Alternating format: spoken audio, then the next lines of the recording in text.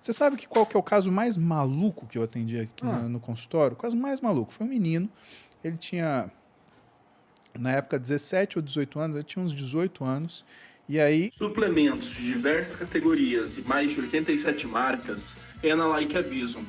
São preços de fábrica e qualidade garantida. E ainda tem mais, frete grátis para todo o Brasil.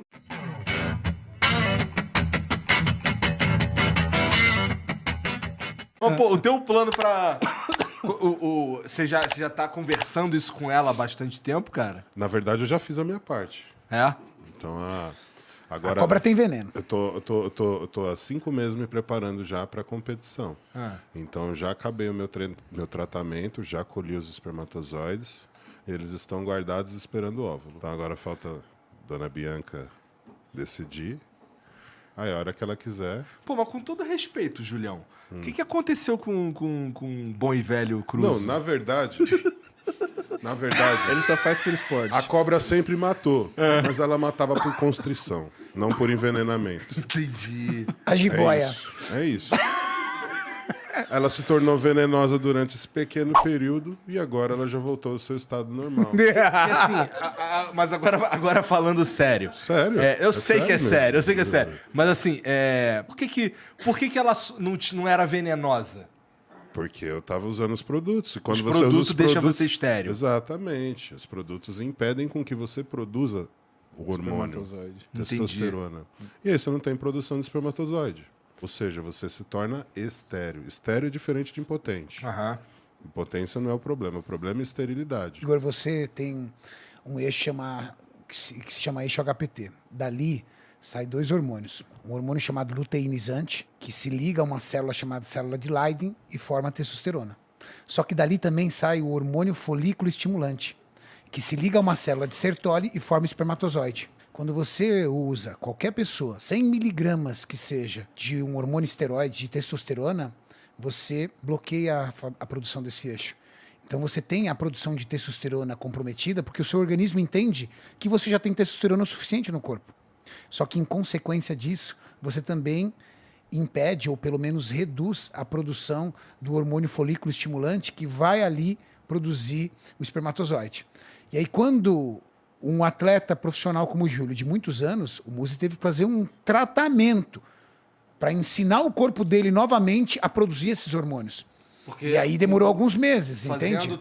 Vivendo essa rotina de atleta durante muitos anos... Ele estava hibernando ali. Se ele para, Muzi, de tomar os remédios e tal, assim, demora muito tempo para voltar à fertilidade, é isso? Então, talvez não volte. Talvez não volte mais. Isso depende de idade também. Entendi. Idade, tempo de uso de medicação, quantidade da medicação. Então, assim, eu fico feliz que os médicos, eles têm dado atenção mais a isso. E eu fico feliz que os endocrinologistas, eles têm tratado de paciente assim com um pouco mais de calma, né? Porque antes os médicos, eles ficavam bravos. Lógico, uma pessoa está usando hormônio sem ter indicação, né? O endócrino, o médico, né, no geral, ele tem um preconceito contra isso e ele tem razão de ter. Até porque da outra vez que eu conversei contigo, você falou que tem um médico, e o médico que não é o médico do esporte, ele tá prestando atenção na saúde e o que ele falou aqui antes, assim, o atleta, ele tá prestando atenção na alta performance, não na saúde. Então precisa de um médico como você, talvez, para entender... Lembra que eu disse de pilotar? Sim. O Júlio retornou, apesar de tantos anos sobre esse problema, porque a gente tem um médico, Dr. Paulo Muzi, que sempre pilota a gente. Então, o atleta, ao contrário do que as pessoas pensam, eles têm fases. Ele tem a fase onde ele está em competição, e quando ele está fora de competição, o médico vai ali trabalhando e ajustando para que ele tenha a recuperação da sua saúde cerebral, mental, porque, cara, é muito desgastante, física e hormonal. Pensa o seguinte, né? O que o Renato está dizendo? Tem 2 tipos de mecânico. Tem aquele que você leva o seu carro de andar no dia a dia, tá? Ele garante que o seu carro de andar no dia a dia, ele funcione bem. E tem o mecânico da Fórmula 1, que faz isso aqui, que não é um juízo de qualidade, tá bom, Igor? É só uma situação diferente. E que vai fazer com que aquele carro ande a 300 por hora, mas dentro de segurança. Então, tanto o esporte quanto a situação do não esporte, a segurança é fundamental. É que você não pode exigir que um atleta tenha segurança de um sujeito que é um não atleta, assim como você não pode exigir que um não atleta tenha a performance do não atleta. Então, o que os médicos hoje eles estão observando e eles estão, inclusive, eu acho isso positivo, eles estão explicando para as pessoas que, cara, não é porque você quer treinar que você tem um carro de Fórmula 1. Porque se você tem um carrinho de andar todo dia, um Nissan Sentra, né, e você vai colocar sem revisão, sem trocar as rodas, sem ver calibragem do pneu, você vai colocar numa pista, você vai correr, não interessa que você vai estar a 100 km por hora, porque no Nissan Sentra, 80 é muito. Você vai passar na zebra, você vai entortar sua roda, você vai parar no muro, você vai destruir seu carro. Então é muito mais seguro você estar a 300 por hora num Porsche na Porsche Cup do que você estar no Nissan Sentra a 80 no mesmo autódromo, porque ele não é feito para isso. Então essa construção do atleta, né, o Júlio pode fazer o que ele faz porque ele toma uma série de precauções. E eu, como médico, eu tomo uma série de precauções para que ele permaneça saudável dentro daquilo que ele pode fazer, né? Isso é uma coisa que muitos médicos eles debatem, mas será que é saudável mesmo? Né? E a gente tem sempre essa dúvida. Por isso que não tem limite de segurança no sentido de que seja suficiente. A gente sempre trabalha com o dobro do necessário. O normal é tanto, então a gente vai ter o dobro disso.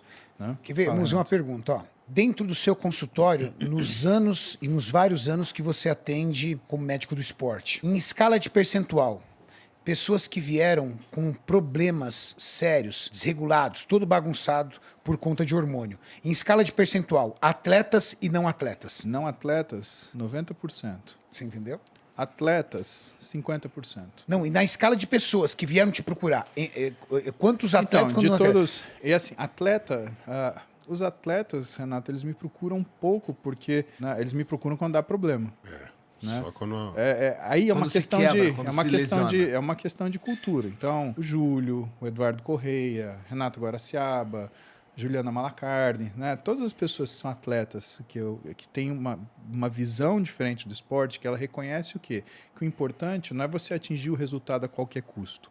É você atingir uma coisa que a gente chama de longevidade atlética. Né? Porque não interessa ser campeão uma vez, interessa ser campeão por uma vida. Essas pessoas, elas têm essa visão. Existe uma questão de amadurecimento atlético. Então, você pega um cara com 24, 27 anos de idade, ele quer fazer o que ele quer. Ele vai notar que a coisa já não é desse jeito quando ele toma um sustinho. Opa, fiquei com medo. Aí ele procura médicos como eu, não necessariamente eu. Né? Agora, o que eu percebo? Os atletas que me procuram, eles tendem a ser atletas mais cuidadosos. Mas são atletas que normalmente têm um viés importante. Você manda, o Júlio manda. Né? Falou, dá uma olhada nesse cara para mim.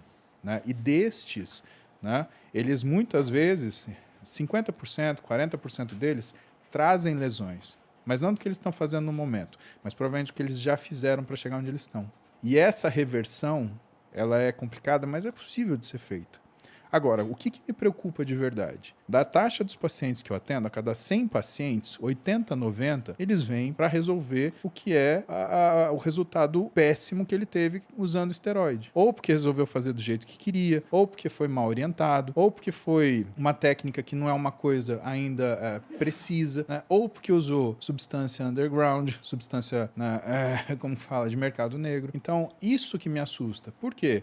Porque o atleta, ele até vive para isso, então você entende que ele às vezes possa usar na busca de um resultado maior. Mas não tem explicação um sujeito que nunca treinou, não gosta de treinar, não faz dieta. Não tem um físico atlético. Não quer fazer dieta, o físico dele não tem nada a ver com o atlético, e ele chega para você tomando, por exemplo, 2 ampolas de Durateston por semana.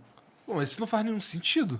Mas é o que pra mim acontece. Não faz. Você sabe qual que é o caso mais maluco que eu atendi aqui no consultório? O caso mais maluco foi um menino.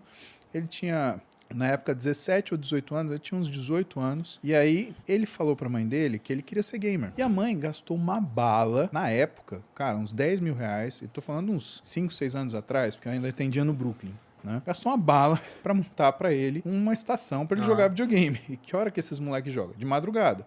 Então ele passava a noite jogando videogame e comendo pizza. Aí ele sentou na minha frente, não, porque eu já faço ciclo.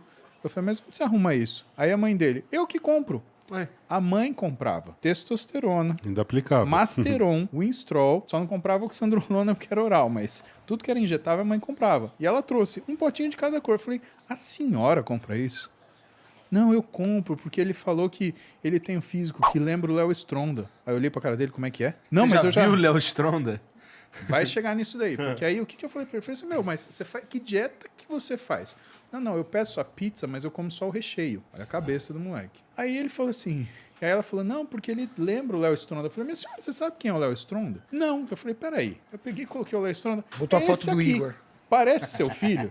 Cara, ela, não. Eu falei, então, tá tudo errado. O moleque fazia 3 meses que ele não tinha uma ereção quando ele foi me procurar. Pô, um moleque de 18 anos. Cara, 18 anos? 18. Cara, vocês com 18 anos, Rapaz. com 18 anos, a gente... Porra! Tava furando essa mesa. Tava na sala escura o menino.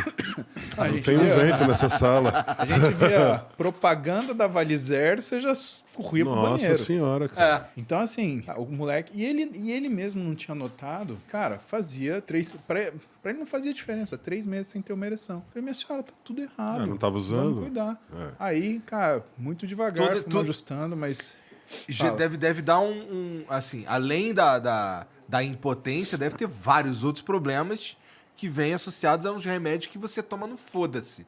Porque são remédios, assim, que são substâncias que, porra, elas são específicas pra, tipo, eu tomar essa porra não faz nenhum sentido. Então, né? Você usou um termo muito legal, especificidade. Exatamente. Foi bem legal esse termo que você usou. Entenda que, por exemplo, isso é o que eu mais estudo hoje e talvez a galera que estude, que está ouvindo isso, aproveite isso como orientação para onde vai olhar. A gente tem indícios de que um dos contrarreguladores mais importantes do nosso corpo é uma coisa chamada angiotensina 2. A angiotensina 2, por exemplo, ela está ligada a uma diminuição da vascularização do fígado e aumento de diabetes. Ela está ligada a uma piora do que é a perfusão distal de sangue. Então ela está ligada à hipertensão arterial, ela está ligada à diabetes, ela está ligada à síndrome metabólica, ela está ligada a todas as situações que fazem a gente ter doenças crônico não degenerativas, não transmissíveis, que é o que a gente morre. AVC, infarto, diabetes, pressão alta, tá? Então o que acontece? Tudo que você vê Júlio, Renato fazendo é para bloquear o que é a função da angiotensina 2. Tudo. Desde suplemento, medicação, conduta alimentar, tipo de treino. Cara, Igor, por que você acha que eu faço 1 hora de cardio todo dia de manhã, cara? Porque eu tenho que bloquear essa coisa, eu tenho que ter saúde. Porque senão, pra que eu tô fazendo exercício? Cara, eu quero ver minha família, eu quero ter... Minha meta pessoal é chegar em 120 anos. Seus 2 viados, vocês vão chegar comigo, vocês não vão deixar sozinho nessa porra. Então você vai ter que esticar um pouco mais. Não, você vai chegar em 120. Estica. 120 anos, malandro. Essa é a minha meta. Minha meta é essa, na verdade. Rapaz. Eu tô guardando músculo pra eu chegar em 120 Renato anos. já passou. Não, mas a gente chega junto. Manda ele tomar no cu, Renatão. Renato já passou dessa idade, cara. Mais de 120 ele tem já. E já chegou aqui os meus produtos da Like Abismo aqui, o Dark Whey, a creatina da I9 e o pré-treino da Proibida aqui, mais de 87 marcas, só lá. Valeu.